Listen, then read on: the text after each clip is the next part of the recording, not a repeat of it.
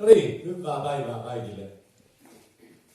Minä olen se Savolan Heikki ja minun mielestäni voisi käyttää semmoista arvonimeä kuin kylähullu. Kaikkia semmoisia asioita, esimerkiksi tuo musiikki on semmoinen juttu, josta sitä ei ihan selväjärkinen ala tekemään ollenkaan. Mutta kun on vähän semmoinen höyrähtänyt, niin sitten voisi ajatella, että siihen innostuu ja alkaa kahtelemaan, minkälaista se on ollut ennen vanhaa ja minkälaista se on sitten tänäkin päivänä. Minäpäs haluan kertoa teille nyt sitten semmoista asiaa, että mitenkä minä olen päässyt kiinni siihen. Se oli siinä meidän naapurissa semmoinen Mäenniemen Artturi, joka oli hyvin innostunut tekemään viulullaan sitä musiikkia, mitä se oli soittanut silloin, kun se oli ihan nuori. Ja niin me sitten alettiin pikkuhiljaa soittamaan.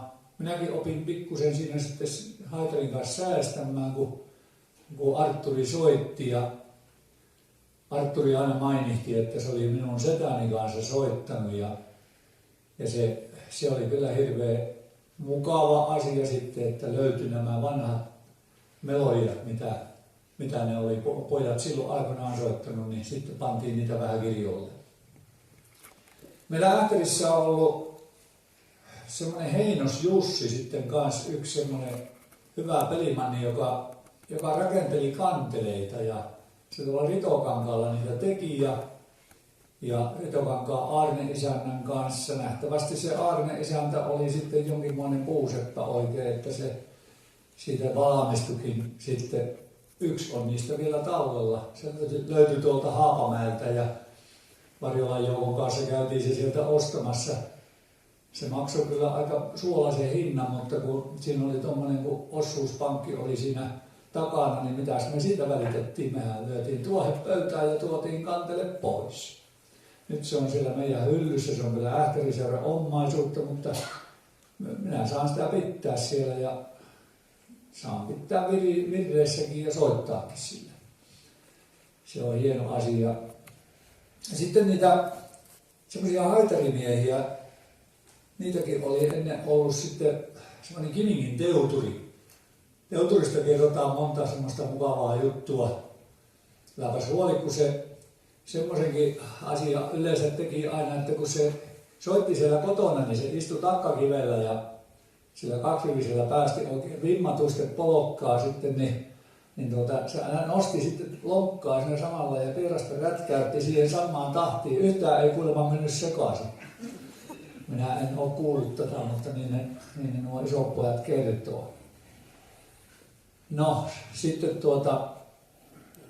Heinosen veljeksiähän oli sitten, ne soitti selloakin yksi niistä veljeksistä. En tiedä oikein miten sitä lasketaan kansanmusiikiksi, mutta ne oli kai sitten opiskellut niitä asioita. Ja se oli nämä Heinosen veljekset oli semmoisia puolimustalaisia ja hyvin arvostettuja tässä musiikissa. Siitä Jussista täytyy kertoa myös semmoinen yksi juttu, kun se oli Seinäjoen markkinoilla ollut soittamassa ja se soitti sitä kanteletta ja kuulemma hirveän kauniisti aina. Niin siinä ihmiset rupes kantamaan sille rahaa sitten.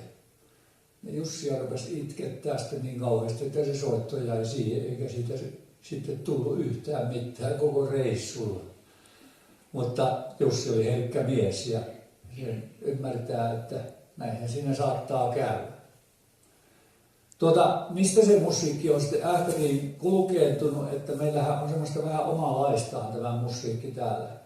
Se on vähän niin kuin semmoisella kovapyöräkärryllä päästäisiin poikki kynnykseen jääsellä kelillä ja sitten vielä, että toisesta pyörästä olisi keri pois.